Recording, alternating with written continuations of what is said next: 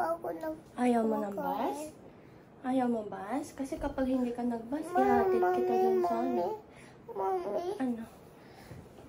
Eso.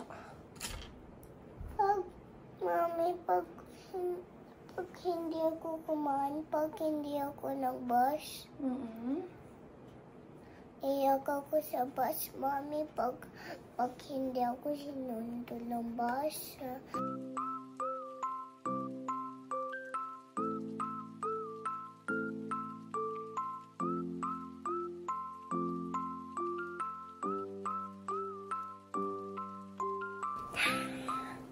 Aja. Love. Okay, ikaw yan. Sakay na kami sa car. Mamaya ko pa ayusin mo itong buko. A few moments later. Ayan, on the way na po ako sa aking trabaho. And it's it's Friday. Last day na ngayon ng work days. So, ayan, it's August 25th and Friday pa. So, konting kembot na lang. Last day na today. So, fighting tayo. Maambon na naman. Ayan, update ko lang kayo. Ito, pauwi ako ngayon galing trabaho kasi tumawag yung school ng anak ko. Nilalagnat nga daw si Sam. So, pinapasundo siya. Tapos ito nga, sabi ko, naku, paano yan, 45 to 50 minutes pa ako makakarating doon sa yotse ni Sam. Ay, sana wag naman COVID. Napagod din ako sa trabaho ko ngayon. Kahit alas 2 pa lang. Walang pagod. Grabe. Hilong-hilo din ako sa trabaho ko kasi dalawa yung desktop monitor ko. Tapos ang dami ko pang iniisip. Hello! Gambata po ako sa school. Gambata, nilagnat ka nga eh. May lagnat daw yan. Lakas-lakas naman. Sinabi ni Daddy, pag gambata ako sa school, may sasabihin si Daddy, pagkatapos ng school po may reward kaya si Sam. Ano yan? Ayan, nasundo ko na po si Sam. And ayan, sobrang praise God kasi masigla naman siya. At ayan, mukhang malakas naman si Sam, masigla. At salamat naman po sa Panginoon. So ayun, okay na yan kasi Friday naman at hanggang alas 2 naman ako nakapag-trabaho. Ayan, nasundo ko na. Salamat sa Diyos kasi okay naman si Sam at hindi naman siya yung matamlay, hindi siya yung sumuka, ganyan. Okay naman, siguro nga sa stress nga yan. So, ayun, nagsorry yung teacher kasi parang akala nila na masama talaga yung pakiramdam ni Sam. Pero yun, sabi ko, pag yung basehan talaga na nilalagnat si Sam dahil sa sakit is umiiyak siya sa sama ng pakiramdam. Pero kung genki naman, masigla, kung nakakatawa pa, nakakapag-drawing pa, kahit nilalagnat yan, mataas ang temperature niyan, hindi talaga masama yung pakiramdam niya. Kaya sabi ng teacher, ayun nga, sorry nga daw, then next time, obserbahan daw nila kung ano ba yung ni Sam, kung yung lagnat niya sasakit ba o hindi. So ayun. Pero praise God naman talaga kasi okay lang kahit napauwi ako ng di oras, pero okay naman, at least okay si Sam. A few moments later. Ayan, kakauwi lang namin dito sa bahay and tinermo ko si Sam. Ito ang lumabas. 36.7.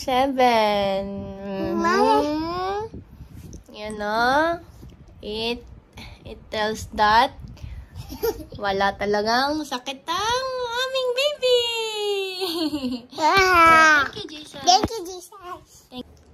Wala talagang sakit si Sam. Para siyang na-stress lang sa school.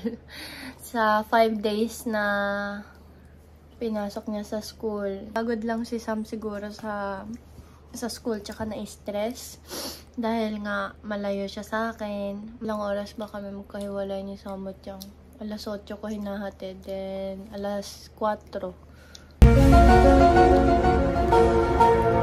hours balik kami magkalayo ni Sam. Siguro sobrang na-stress lang to. Pero, salamat sa Diyos at walang sakit si Samutyang. Para makapasyal tayo tomorrow, no? No? Para makapag-refresh tayo. Ayan, salamat sa Diyos. Thank you, Lord. Balak ko gumawa ng turon ngayon kasi bumili kami sa Don Quixote ng saging na saba. So, medyo hinog na siya. So, nilagay muna namin sa ref. And ngayon ko siya gagawin. Kasi, yun, sakto, tamang-tama. Marami kaming oras. Si Sam, pahinga muna, manonood muna siya ng YouTube. And pahinga lang, chill lang, no? Not tayo family. Not tayo family. Gagawa si mami ng turon. Gagawa mami turon, yung favorite. Yung masarap na turon. Gagawa si mami ng turon. Namimiss na natin ng Philippines, no?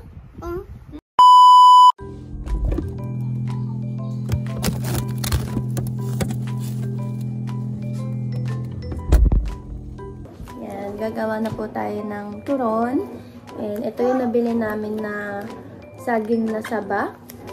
Ayan. 421 yen siya. And green na green pa ito nung binili namin last week. Last Saturday, I think. Then, ayan, hinog na siya. Kaya ngayon ko na naisipan na gawin turon ito. Kasi medyo lumalambot na siya. Ayan. Kasi dahil busy nga ako sa work, hindi ko rin naman siya magawa pag weekdays. And saktong maaga naman yung uwi ko ngayon kasi nga nilagnat nga daw si Sam. So, ayun. Marami kaming time. So, ngayon ko nagagawin ito. Yan, gawa tayo ng turon.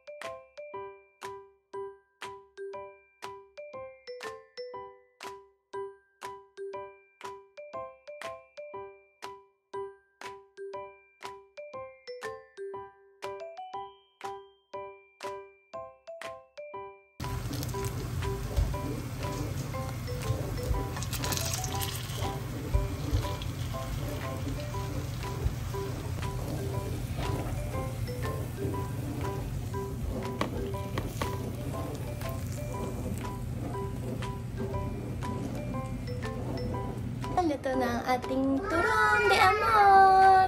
Kain tayo. Dikit. Ano namang surprise. Ito ang surprise. Ito mo ang mahiwagang baul. Tada! Wow, thank you. Hindi mo naamoy? Sabi ko may naamoy ako parang matamis na. Yay! Excited ka na sa turon? Sos. Edit. Turon na. Thank you. Tito Jesus, For this turon. for this turon, please place this food in Jesus' name. Amen. Yay! You may eat na. Yay! Turon da.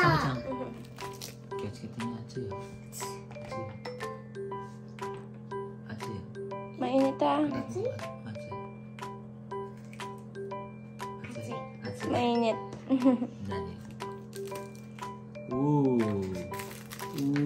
Ano ba yan? Ayaw mo pa crunchy ah.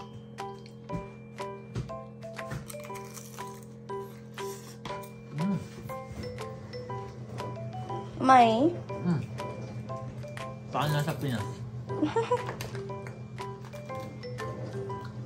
And I promise that I will stand by you forever. I can't get you out of my mind.